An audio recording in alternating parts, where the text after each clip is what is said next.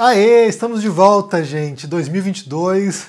Eu nem fiz vídeo aqui para concluir o ano, porque eu fui viajar e eu esperava, né? Eu imaginava que eu conseguiria gravar lá na viagem, mas foi impossível mesmo.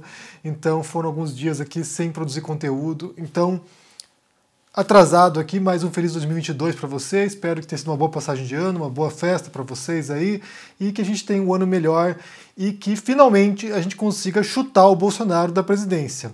Na verdade, esse ano agora será de fato o ano do fim, o fim do Bolsonaro. Então, todos os esforços devem ser concentrados aqui para a gente poder, mostrar quem é essa figura para o eleitorado, para que os brasileiros saibam na aberração que eles votaram, os riscos que isso representa, os perigos disso, esse governo de destruição, de morte, de genocídio, então que ele não se reeleja, porque, sinceramente, mais 4 anos de Bolsonaro seria um pesadelo, uma catástrofe, e sabe-se lá o que pode acontecer. Então, esse ano será o ano da virada. Eu imagino que a gente tenha que atuar bastante, e eu quero falar mais sobre isso hoje, né? Falar sobre como a gente tem que pensar estratégias aqui para poder derrotar o bolsonarismo e, quem sabe, nos livrarmos disso por algum tempo.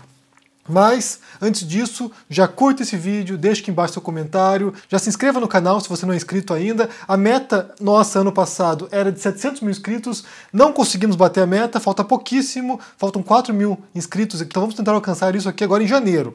Então vamos lá. Como eu falei, agora o objetivo é retirar o Bolsonaro. E ele tá lá agora, né? Se vocês acompanham as notícias, ele está internado porque está com o cocô preso, né? Está entalado de novo. Mais uma vez, essa aberração humana está internado porque não consegue cagar.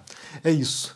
E estava de férias, a Bahia embaixo d'água e ele simplesmente passeando de jet ski por aí, passeando de carrinho de Hot Wheels lá no Beto Carreiro World e fazendo coisa, churrasco, pizza, e é claro que ele se entupiu, se empanturrou no ano novo e agora está pagando o preço, né, tendo que talvez passar por uma cirurgia. Ainda não se sabe, mas talvez tenha que passar por uma nova cirurgia.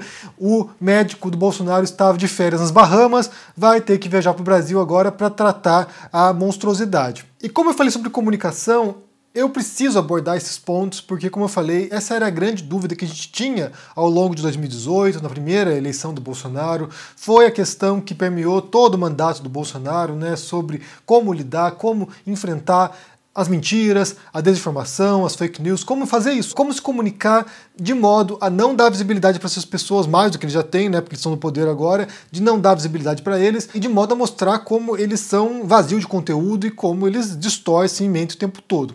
E daí entra um outro personagem nessa história, né, porque enquanto que o Bolsonaro, por um lado, foi derretendo ao longo desses últimos anos, principalmente durante a pandemia, por outro lado, como um substituto do Bolsonaro, né, como a terceira via, surgiu o nome, né, despontou o nome de Sérgio Moro. Então, assim, você vê muita gente preocupada agora com a possibilidade de que o Bolsonaro derreta tanto e que o Moro cresça e, sei lá, porventura, se torne o presidente da República nessa próxima eleição.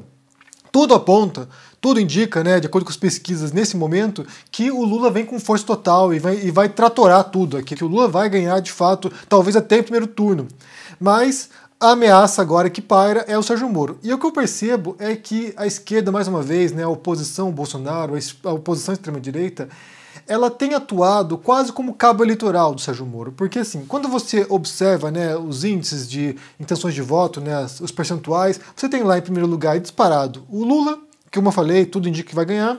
Em segundo lugar, você tem diminuindo dia após dia, né, encolhendo o Bolsonaro. E na terceira posição, há uma disputa ali meio que cabeça a cabeça entre Sérgio Moro e Ciro Gomes. Os dois ali na faixa dos 7, 6, 8%, dependendo da pesquisa. E daí você tem, como eu falei, essa preocupação de que o Sérgio Moro venha ocupar essa lacuna, né, esse vácuo que o Bolsonaro vai deixar. E pode ser que o Sérgio Moro, de fato, né, em eleições futuras, venha a se tornar um nome mais importante e que venha a se tornar uma ameaça real. Mas nesse momento ele não é uma ameaça. Nesse momento ele é a terceira, quarta posição ali. Alguém pequeno, irrelevante praticamente, que pode vir a crescer ao longo dos próximos meses, mas nesse momento em particular não há por que ficar o tempo todo se preocupando com ele. Mas, como eu falei, a oposição, a esquerda, tem o tempo todo repercutido coisas irrelevantes sobre o Sérgio Moro, pequenas coisas que ele publica nas redes sociais, os vídeos que ele publica de Natal, de Ano Novo, ou seja, manifestações dele, e que passariam despercebido, passariam batido, se não fosse a própria esquerda dando visibilidade. Isso não quer dizer, como eu falei, não mencionar o nome dessas pessoas, né? Não mencionar os outros candidatos, não mencionar o Ciro Gomes, não mencionar o Sérgio Moro, não mencionar outros que possam vir participar, João Dória, sei lá quem mais vai participar. Isso não significa não abordar essas pessoas, essas personalidades, quando de fato o que elas fazem impactam no debate público, mas ficar o tempo todo reagindo às bizarrices dessas pessoas, desses candidatos menores, pode sim distorcer a percepção de quão relevantes eles realmente são nessa disputa. Como eu falei, pode ser que venham a crescer mais adiante, pode ser que venham se tornar de fato ameaças, mas nesse momento não são. Inclusive essa semana saiu uma reportagem falando sobre se o Sérgio Moro não atingir 15% até março, isso nas intenções de voto, nas pesquisas, que pode ser que ele venha abandonar a corrida eleitoral presidencial para disputar uma vaga no Senado. E eu já cantei essa bola no passado, eu falei isso aqui para vocês. Inclusive, ano passado eu mencionei que o próprio PDT, né, o partido do Ciro Gomes, também está dando sinais de que se Ciro Gomes não crescer nas intenções de voto, que pode ser que o próprio PDT desembarque da campanha do Ciro Gomes. Então, assim, você tem esses candidatos menores agora que estão em posições complicadas, que estão disputando uma fatia do eleitorado que é muito parecida e que precisam mostrar serviço. Eu vou até mais além do que isso. Pensando no Bolsonaro como o covarde que ele é, eu não duvido, eu não acho que seja impossível que avançando esse ano, lá por meados de 2022, se o Bolsonaro perceber que ele terá uma derrota humilhante na eleição, de fato assim que o Lula vem com força total e vai esmagar o Bolsonaro, eu não descarto a possibilidade de que o próprio Bolsonaro abandone a corrida eleitoral. Claro que eu estou especulando, né? Estou jogando aqui uma ideia, mas eu acho que o Bolsonaro, compreendendo o que vai vir depois da derrota dele, porque ele vai se tornar um alvo de investigação, ele vai entrar na mira das investigações, ele pode acabar preso, inclusive. Então, assim, o Bolsonaro percebendo os riscos de não ganhar essa eleição, ele pode também recuar e disputar uma outra vaga, talvez como deputado federal de novo, alguma outra vaga política para poder se blindar e se proteger, sabe, dos crimes que ele cometeu. Porque, como eu falei, há uma grande chance de, acabando o mandato do Bolsonaro, de muita gente do círculo interno do Bolsonaro, do próprio presidente, acabarem todos presos. Porque o que eles fizeram durante o mandato do Bolsonaro foi criminoso. Como a gente falou aqui várias vezes, né, no CPI, inclui aí crimes contra a humanidade, inclui crimes de incitação ao crime, de propagação da pandemia, ou seja, são crimes graves e que podem levar, sim, essas pessoas em cana. Eu penso, e eu acho que muita gente concorda comigo, que é um grande erro, né, um erro catastrófico, que o Bolsonaro não sofra impeachment até o fim do mandato. Isso é um erro trágico, porque o impeachment serve justamente para isso. Quando, sabe, os constituintes conceberam a Constituição e pensaram nesse mecanismo do impeachment para remoção do presidente, era justamente para punir, para responsabilizar uma figura como Bolsonaro. O fato de ele deixar o mandato dele sem sofrer o impeachment será uma desmoralização para a instituição política no Brasil, será uma desmoralização para o mecanismo do impeachment, e isso vai servir de precedente para que qualquer outro presidente do futuro não seja responsabilizado. Se o Bolsonaro não sofrer impeachment, nenhum outro presidente na história do Brasil vai merecer, porque de fato o que ele fez aqui, como eu falei, é fora do normal. Então aqui só para recapitular nessas ideias jogadas aqui, há uma chance de que o Sérgio Moro abandone a corrida eleitoral se ele não atingir os 15% de intenção de voto. Há uma possibilidade, há uma especulação, e nesse sentido cabe a nós não ficar dando visibilidade para ele, né, o tempo todo reverberando o que ele diz, o que ele faz, porque isso vai tornando ele mais relevante do que ele realmente é. Há uma chance de que o Ciro Gomes também abandone a corrida, e isso talvez por pressão do PDT, já cantamos essa bola também no passado. Eu imagino, como eu falei, que o próprio Bolsonaro, se ele continuar encolhendo, que ele mesmo possa vir também a deixar a corrida, e porque ele é um covarde, como eu falei, que compreende as consequências de perder a eleição, cana, prisão, condenação, ou seja, ele vai fugir disso como o diabo foge da cruz. Nessa circunstância, caso isso venha acontecer, nesse cenário hipotético venha acontecer, eu me indago para onde migrariam os votos da extrema-direita. Sai Sérgio Moro, sai Bolsonaro, para onde os eleitores dessas figuras iriam? Para o João Dória? Para quem que iria? Não sei, realmente eu não sei. E só mais uma última coisa, né, que vale mencionar, porque assim, Bolsonaro não se reelegendo, fecha um capítulo da extrema-direita global. Fecha um capítulo. Vem um novo mandato aí do Lula, do PT, ou de quem quer que ganhe essa eleição, né? Tudo indica que será o Lula, mas ganhando a eleição um novo presidente, fecha um capítulo, e aí já começa um novo capítulo, porque eu li uma reportagem essa semana que é assustadora, embora também seja uma hipótese, né? Embora também esteja especulando o que possa acontecer, falando que há uma grande chance, e de fato há uma grande chance de que o Trump volte a se candidatar em 2024 nos Estados Unidos e vença.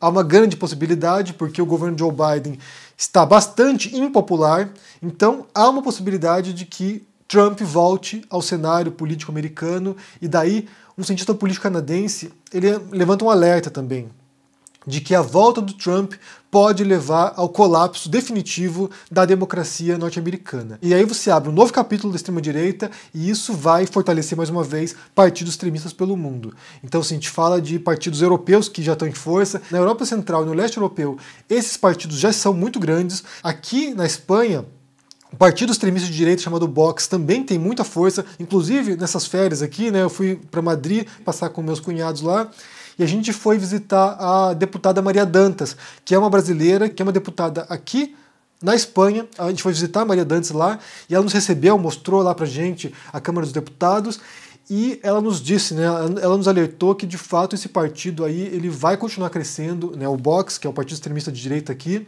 já é o terceiro maior partido na Câmara dos Deputados aqui da Espanha e pode ser que venha se tornar talvez a segunda maior força em breve. Então a gente fala de uma mudança do cenário aqui na Península Ibérica, que eram os últimos bastiões de resistência à extrema-direita, né, Portugal e Espanha, e o cenário está mudando também. Então com a pandemia, e a gente tem que pensar, né, que esses partidos extremistas de direita, esses candidatos extremistas, eles basicamente comunicam com base no ódio e no medo. Então eles vão explorar agora essa crise mundial, essa crise sanitária, essa crise política, essa crise social decorrente da pandemia para instigar o medo, para instigar o ódio e assim canalizar esses votos. Enquanto que no Brasil há um recuo do bolsonarismo, a gente teve visto um aumento dessa retórica em muitos países pelo mundo, aqui na Espanha em particular, nos Estados Unidos de novo, em vários países europeus. Então pode ser sim que essa onda populista, que parecia estar recuando, ela continue, ela perdure. Então assim, pode ser que a queda do Bolsonaro no Brasil seja um hiato e que venha em sequência um novo mandato do Trump. E isso vai preocupar o mundo inteiro, porque o trumpismo ele é perigoso, ele vai ser revanchista, ele vai vir para se vingar da oposição, ele vai vir para se vingar inclusive da ala moderada dos republicanos. O trumpismo tomou conta total do Partido Republicano, então assim, você tem junto com isso teorias conspiratórias, o QAnon, você tem muitas coisas, né, muitas forças que estão confluindo para isso, então de fato o cenário mundial é bastante preocupante. O Brasil pode ser desse buraco por um tempo, mas nada garante que o bolsonarismo vai desaparecer do dia para a noite. Essa força bolsonarista, né, esse esgoto que foi aberto aí, está jorrando para fora e simplesmente não vai parar tão cedo. Então isso reforça o compromisso nosso de todos os dias de vir aqui, enfrentar o obscurantismo, enfrentar o negacionismo, enfrentar, sabe, as teorias conspiratórias, porque essas pessoas estão propagando mentiras, estão propagando ódio, estão propagando medo e é o trabalho nosso. Então a gente segue aqui 2022 enfrentando o bolsonarismo e tentar encontrar um caminho, uma rota de saída desse buraco profundo que o mundo entrou, na verdade, né? Mas eu quero saber o que vocês pensam sobre todas essas histórias aqui. Como é que foi seu fim de ano também, né? Como é que você passou aí o fim de ano, o Réveillon? Se está tudo bem com você por aí? E também o que a gente pode esperar para esse ano de 2022 em relação à política brasileira, a sociedade brasileira também, se há uma saída. Me diga no comentário aqui embaixo, deixa o joinha, se inscreva no canal, se torne um membro ou um apoiador para dar uma força, se torne também um aluno do ICL, que é uma plataforma de cursos e que tem muita gente boa lá participando. Tem o meu curso de escrita e narrativas por lá para quem deseja aprender a escrever, para aproveitar esse ano e aprender novas competências, aprender um idioma estrangeiro, aprender política, filosofia. Então, vai lá e confira. Um grande abraço para vocês, se cuidem e seguimos adiante. Até mais. Tchau!